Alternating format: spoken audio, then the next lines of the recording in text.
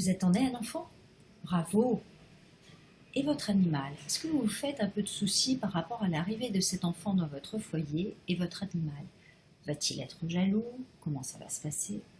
Bien, c'est ce que nous allons voir dans cette vidéo. Comment faire au mieux pour que l'arrivée de l'enfant ne perturbe pas complètement votre animal compagnon et que ça se passe au mieux. Bonjour, je suis Marie-Catherine Barre, cothérapeute animal, et je me propose de vous connecter grâce au peuple animal plus profondément à l'essence même de l'être. Donc un enfant est annoncé et vous vous faites un peu de soucis par rapport à votre animal. Plusieurs étapes. Déjà le prévenir, lui en parler. L'animal sent qu'un enfant va arriver. Mais au lieu de le mettre de côté, puisque c'est un animal, parlez-lui et parlez-lui en mots-images de votre inquiétude par rapport à l'arrivée de cet enfant et par rapport à lui.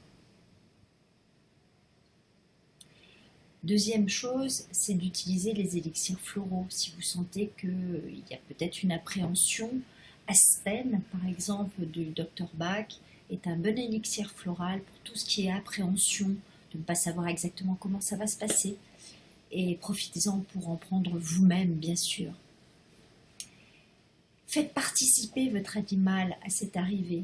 C'est-à-dire que quand l'enfant est encore à la clinique, ramenez des linges qui portent l'odeur de l'enfant pour que l'animal comment dirais-je, connaisse déjà l'enfant avant qu'il n'arrive dans la maison.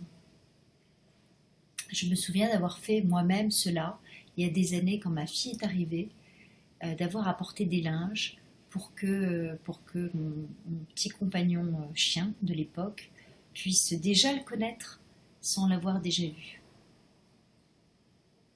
Voilà, et puis peut-être une des choses, c'est de le préparer avec une séance de kinésiologie.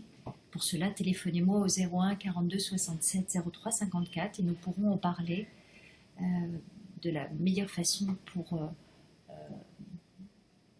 prévenir votre animal compagnon de cette nouvelle arrivée, qu'elle se passe au mieux.